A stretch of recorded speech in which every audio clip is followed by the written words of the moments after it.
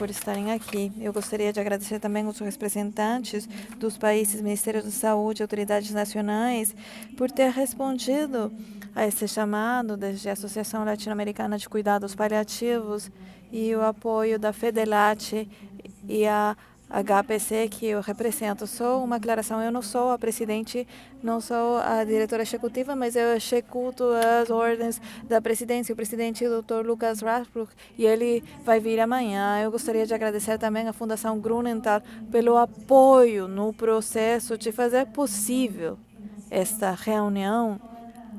E eu gostaria de agradecer pelo chamado e a boa resposta que nos permite estar aqui.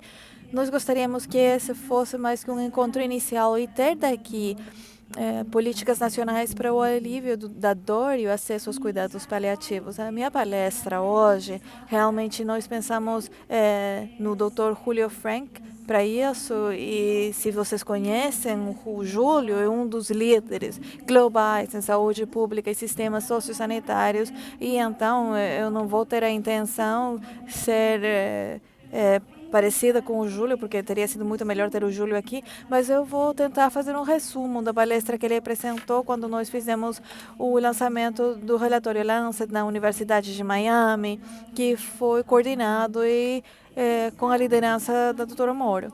Essa apresentação tem a ver com o que a Felícia falou há um tempo, e eu gostaria também de fazer ênfase, porque nós tivemos a participação das pessoas como Felícia, que é economista, pessoas que normalmente estavam por fora ou não estavam interessadas em participar nos cuidados paliativos, mas graças a ela temos agora números que ela apresentou que antes eram estranhos, nós não tínhamos elas como as ferramentas necessárias para poder falar com os ministérios e trabalhar com eles no desenvolvimento de políticas nacionais.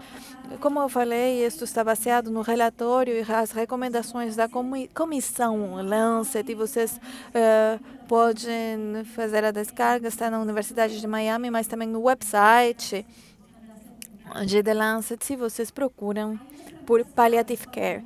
Temos algumas perguntas-chave quando nós falamos de um sistema sociosanitário. O que é? Quais são os componentes? Quais têm que ser as funções de um sistema e como o sistema é fortalecido para os cuidados paliativos?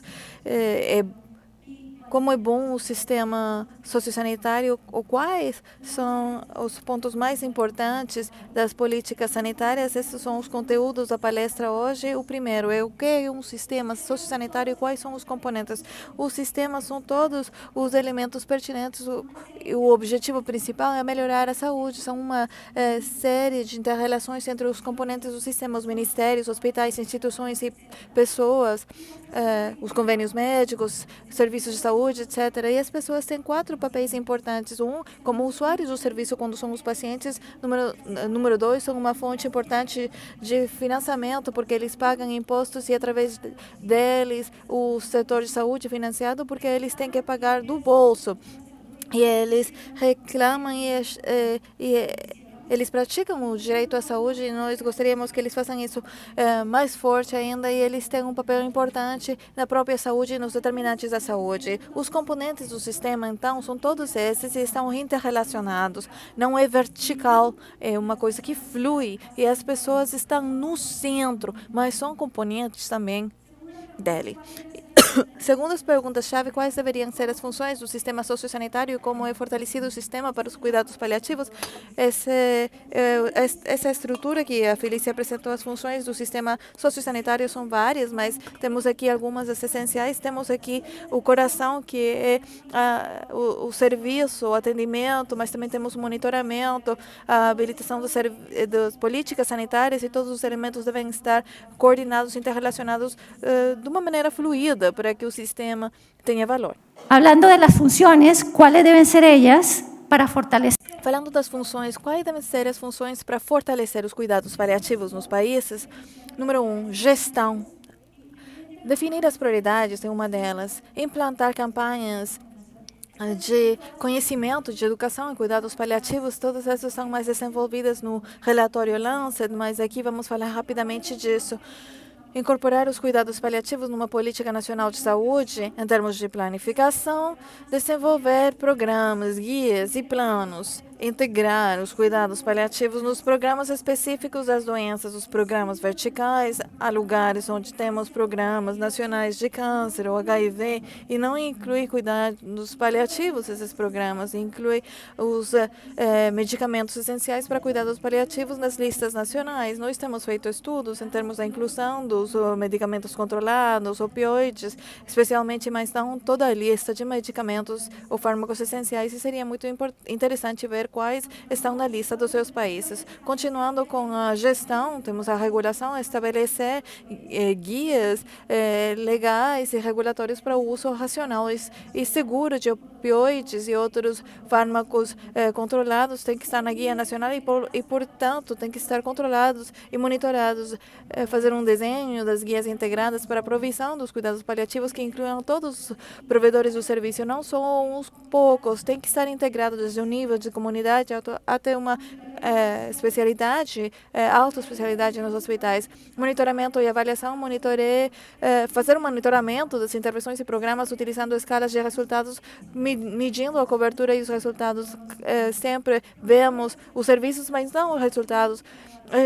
Estimular a participação da sociedade civil na avaliação, a advocacy. Vocês têm um papel muito importante que desempenhar no desenvolvimento de políticas nacionais com esse advocacy, porque vocês podem ser os conselheiros dos ministérios e podem ter a voz dos pacientes para as reuniões ministeriais. Em termos de advocacy, implicar a todos os atores relevantes na promoção e implementação das intervenções de cuidados paliativos, incluindo também tomar os pacientes e cuidadores, porque nós sabemos que nos cuidados paliativos isso não é fácil. A segunda função é a financiação. Explicitamente inclui intervenções em cuidado paliativo, em pacotes de cobertura sanitária e segurança social. Isso é muito importante. Se não temos ninguém para pagar isso, o paciente não vai poder pagar por isso e o sistema não pode financiar, então o paciente não vai ter acesso ao serviço. E depois o Dr. Emílio Herrera vai falar dos avanços na Colômbia ao respeito da inclusão dos cuidados paliativos nos pacotes de segurança social.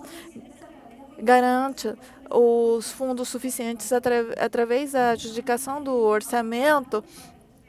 Começando com um pacote essencial de cuidados paliativos, nós temos pensado no pacote essencial e também outros para os pacientes que tenham mais recursos, mas pelo menos o essencial todos os países têm que ter. Desenvolva esquemas ou estruturas de compra de drogas através de grupos, por exemplo, para a compra de vacinas a nível nacional. Já temos isso, mas agora está aberto para outras drogas e tecnologias, e o nosso apoio, o chamado que nós fazemos para os governos é que através do fundo também os medicamentos opioides podem ser requeridos, porque há uma variação muito alta entre os valores de compra e adquisição, e temos um projeto com a liderança do Dr. Roberto Wayne, que também está aqui, Price Watching, e nós achamos que os países de baixa renda e os países com renda média têm que pagar um valor muito mais alto que aqueles países que têm uma renda alta. A terceira função é o aprovisionamento do serviço, integrar o cuidado paliativo em todos os níveis de atendimento e nos programas de controle de doenças, desenhar guias para aprovisionar serviços de cuidados paliativos, integrar os cuidados paliativos nas plataformas de atendimento, especialmente cirurgia, incluindo a cirurgia, estabelecer mecanismos de referência e contra-referência efetivos. Às vezes, na América Latina, nós encontramos que o paciente pode ter referido se tem que ir para um nível de atenção especializado, mas quando é tratado pelo sintoma, o paciente não pode voltar, ou não é fácil voltar a um nível de comunidade, porque ninguém recebe o paciente. Implementar medidas para melhorar a qualidade no aprovisionamento dos serviços. Nós vamos falar um pouco mais da qualidade depois. Desenvolver e implantar cadeias de distribuição de opioides seguras e garantir práticas de prescrição ou receitas adequadas. É óbvio que há um risco com os opioides para fins médicos, médicos, é importante manter o controle, mas também não impedir o acesso para o uso legítimo e as necessidades dos pacientes. E nós falamos também de dois tipos de crise. Uma é a crise dos países ricos, como os Estados Unidos, onde há um excesso, em alguns casos, da utilização de opioides, e também a crise pela falta de opioides, e Felícia já falou disso, e isso acontece na maior parte do mundo. A quarta função é a geração de recursos. Os recursos humanos é um disso, estabelecer o cuidado paliativo como uma especialidade reconhecida para a medicina e enfermeria. Isso é muito importante, porque as pessoas, quando são reconhecidas como especialistas, podem depois ser professores das universidades e faculdades e podem manejar os pacientes de alta complexidade nos hospitais e instituições que, para os pacientes que requerem isso, que precisam disso, incluir competências em cuidado paliativo como um componente obrigatório, não optativo nos estudos de medicina, enfermeria, psicologia, trabalho social e farmácia. Nós todos vamos morrer e nós todos queremos morrer perto dos nossos seres queridos e não especializados, não hospitalizados em unidades de cuidados intensivos. Todos os pacientes têm que ter a possibilidade de escolher onde eles querem estar quando estão no fim da vida, para não estar hospitalizados. Nesse caso, qualquer doutor, enfermeira, psicólogo, trabalhador social, pelo menos tem que ter os conhecimentos básicos para ter os pacientes em casa. E se for necessário, o paciente pode ser referido ou também ter uma possibilidade de falar com um especialista que possa fazer um monitoramento remoto. Todos os profissionais de saúde implicados no cuidado de pacientes complexos têm que ter uma capacitação, formação básica. A função número 5, a informação e pesquisa, incorporar o acesso ao cuidado paliativo, a qualidade de serviço, indicadores de financiação e aos sistemas de informação do sistema sociosanitário. Geralmente, quando falamos do sistema sociosanitário e da capacidade, do desenvolvimento ou sucesso dos sistemas sociosanitários, isso é medido na quantidade de dias que nós podemos dar aos pacientes, ou quanto mais vida tem, ou quanto mais expectativa de vida tem, mas nós temos que pensar na qualidade de vida também. Não estamos pensando em trocar substituir uma com a outra, mas pensar mais na qualidade de vida. E nós estamos trabalhando nisso. Felícia está trabalhando com a equipe dela para desenvolver indicadores específicos para saber qual é a eficiência dos países em termos de reduzir o sofrimento. Não fazer a vida mais longa, mas reduzir o sofrimento, garantir que os programas de pesquisa subvencionados ou pagados pelo governo incluem cuidados paliativos, e também ter evidências para usar guias, para usar eles como guias. E também, como é que nós podemos medir o valor no sistema sociosanitário? Ele é bom? É a transição da quantidade à qualidade. Em inglês, isso se chama volume to value.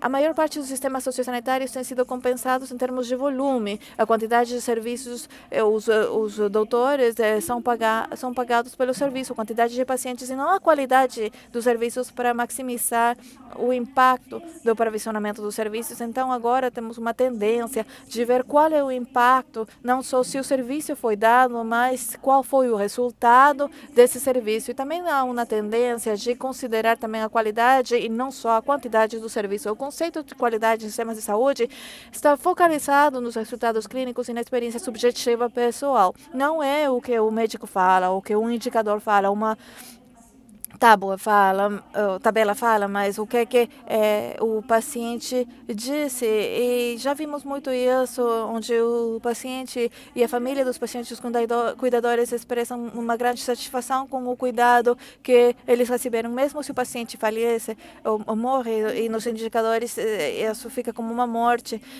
que não deveria ter ocorrido. E em muitos casos não falamos das mortes preveníveis, mas só da morte. E o cuidado paliativo e o alívio da dor é essencial em ambos os casos. Então, o sistema pode ser melhorado e pode desenvolver muitas coisas boas através disso, e passar da quantidade à qualidade, e a combinação das duas. E temos especialmente uma melhora de todo o sistema sociosanitário, não só a experiência pessoal do paciente, mas todo o sistema, como é que ele é fortalecido.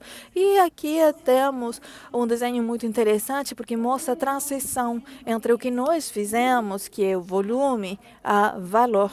a quantidade, da quantidade e qualidade. É uma transição que os sistemas sociosanitários estão fazendo agora e eles estão tomando conhecimento disso. E eu queria falar de um livro, Improvising Medicine, escrito por uma trabalhadora social do Princess Marina Hospital em Gaborone, Botsuana, e ela escreveu para a tese de doutorado e há muitas partes muito difíceis do livro, porque é a parte oncológica num centro de câncer, e ela fala que a maior parte dos pacientes que chegavam no hospital estavam em etapas muito avançadas e a admissão era negada para muitos deles porque a doença estava já avançada demais para o tratamento. Pensem nisso, você como pessoa não tem função nenhuma dentro desse sistema sociosanitário, essa é a mensagem de base. Em termos de sistemas de saúde, quanto acontece isso aqui na América Latina em pacientes que são abandonados pelo sistema? Há uma discriminação pelo paciente que não pode ter uma cura. Então, como podemos aliviar o sofrimento? E aqui os cuidados paliativos desempenham um papel muito importante e o pacote desempenha uma função chave para melhorar esse sofrimento. Eu não vou falar do pacote todo, porque não temos tempo, mas vamos falar das fortalezas dos sistemas sociosanitários e como tornar eles mais amáveis. E os cuidadores podem ter tecnologias e acesso na comunidade e o paciente pode ser tratado com dignidade. Então, e por último, os pilares da política sanitária são 3 os aspectos técnicos que têm a ver com o aperfeiçoamento de cuidados e a tecnologia no serviço que é dado nas instituições e a comunidade. Política, que é a ciência e a arte, de atingir um acordo em termos de alvos e valores, e temos financiação e os acordos que têm que ser feitos com as sociedades públicas e a academia, e a ética, que é o conjunto de normas e valores, mas em termos de ética, o acesso ao cuidado paliativo e o tratamento da dor é um componente do direito à saúde. Se nós não reconhecemos que esse aspecto é essencial na justiça social, não poderemos formar os outros 2 pilares e vamos estar numa situação muito ruim. Os cuidados paliativos são essenciais para atingir a cobertura universal de saúde e os objetivos de desenvolvimento sustentáveis, especialmente 3,8. Na América Latina, temos tido avanços no desenvolvimento de cuidados paliativos, mas os países que têm implantado uma política pública com estratégias integrais, ainda alguns alguns têm que fazer a tomada desse tipo de decisões para ter leis e programas de educação, aprovisionamento de serviços, acesso a drogas. E podemos ter, então, um paciente em casa com o cuidado que merece.